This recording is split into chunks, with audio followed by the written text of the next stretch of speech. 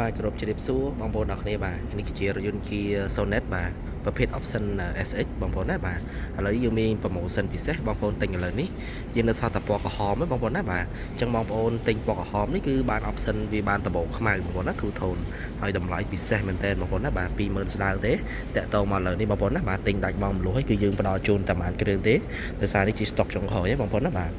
ហើយប្រភេទ Kia Sonet នេះគឺលក់ដាច់ខ្លាំងមែនតើបាទ option វាច្រើនហើយទំហំវាធំបាទយើងធានាទៅដល់5ឆ្នាំបងប្អូនណាពេញម៉ាស៊ីនគឺផ្ដល់ជូនបងប្អូនទៅដល់2ឆ្នាំដូចគ្នាបាទហើយបងប្អូនឃើញស្អាតពណ៌ក្រហមស្អាតបងប្អូនណាបាទពណ៌ក្រហមនេះគឺវាក្រហមលាយបែកខ្មៅបងប្អូនបាទគឺផ្នែកខាងលើគឺខ្មៅបងប្អូនណាបែប two tone បាទហើយយើងដាក់ឲ្យបានច្រើនបងប្អូនប្រើក្នុងក្រុងទៅខេត្តអីគឺស្រួលមែនតើបងប្អូនណាគឺផ្លុកខាងក្រោយគឺធំមែនតើបាទនិយាយទៅប្រវែងរបស់រថយន្តបដោយគឺ4ម៉ែត្រមួយជាងរីឯទទឹងគឺ1.7 ម៉ែត្រចុច10បងប្អូនណាបាទគឺធំបាទ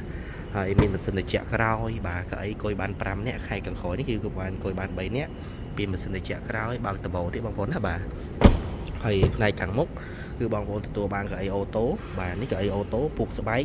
ដៃខាងនេះក៏ស្បែកដែរការ design មាន cruise control counter digital បាទហើយមានបើកតបោបាទកៅអីត្រជាក់បាទគឺយើងមាន sensor មុខក្រោយបងប្អូនណាមួយគ្រាប់បាទហើយម៉ាស៊ីន 1.5 បងប្អូនណាបាទកម្លាំងសេះទៅដល់117សេះអញ្ចឹងបងប្អូនមានចំណាប់អារម្មណ៍តាក់ទងមកផ្ទាល់ណាបងប្អូនណាបាទទិញដាច់បងមលុយគឺតម្លៃដូចគ្នាបាទអរគុណបងប្អូនទាំងគ្នាសម្រាប់ព័ត៌មានបន្ថែមតាក់ទងមកខ្ញុំបានផ្ទាល់បាន